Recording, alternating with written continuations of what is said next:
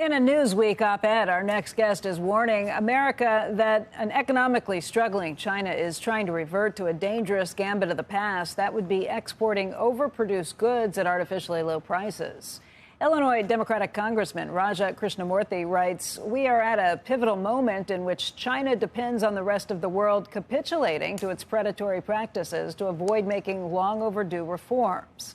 The congressman joins us right now. He is the ranking member on the House Select Committee on the Chinese Communist Party. And, sir, let's talk a little bit about what you laid out in your op-ed.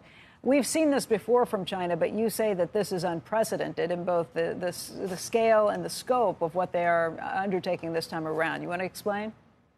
Sure, and thank you so much for attention to this. Essentially, the Chinese economy is tanking right now, and Xi Jinping, the leader of the Chinese Communist Party, has decided that to reinvigorate the Chinese economy, he's going to double down in an old Chinese playbook for economic reform, so to speak, which is overproducing goods far in excess of what internal demand requires, and then exporting the surplus to other countries at a price designed to undercut the competition and really destroy it.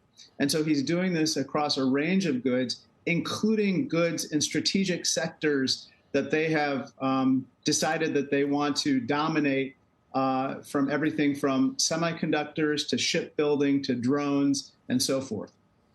I think some of the numbers kind of jump out. I've heard Janet Yellen has talked about this, the Secretary of the Treasury, has talked about how all of the money that was previously being spent on infrastructure on China has been funneled into this, and the numbers kind of back that up. 4 years ago, there was $83 billion that China spent on new lending for industry. That skyrocketed, you say, to $670 billion, and those are numbers that are coming from the Bank of China. Yeah, these are astronomical numbers. Just take one example, which we highlighted in our hearing the other day, shipbuilding. Essentially, China is building 359 new ships for every one ship that the United States builds. And that points out two problems. One is they are building far more ships than their internal demand requires. But secondly, the U.S. has ceded leadership in global shipbuilding, and that impacts our national security as well. So we have to fix both of those issues. You look at what we've allowed to happen in areas like semiconductors and even manufacture of medical supplies, and you understand how this could be a problem. We've run into some pretty serious issues recently with this. What's the way to solve this, though? Are you talking about tariffs that you make on all of these products that are coming, not just out of China, but if China transports these things to Mexico, they have an easy way to get in with NAFTA here? Part of it is tariffs, and that is something that both the Trump and Biden administrations have pursued.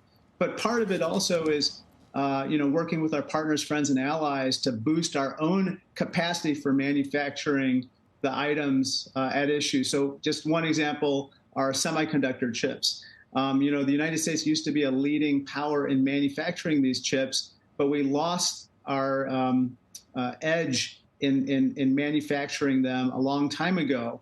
And ever since the pandemic, when we recognized that supply chain shortages were driven in part by these shortages of chips, we have enacted the Chips and Science Act, thanks to President Biden and Congress, on a bipartisan basis. And now we're seeing a renaissance in the announcement of chip factories throughout the country. And so that's going to be a real help going forward.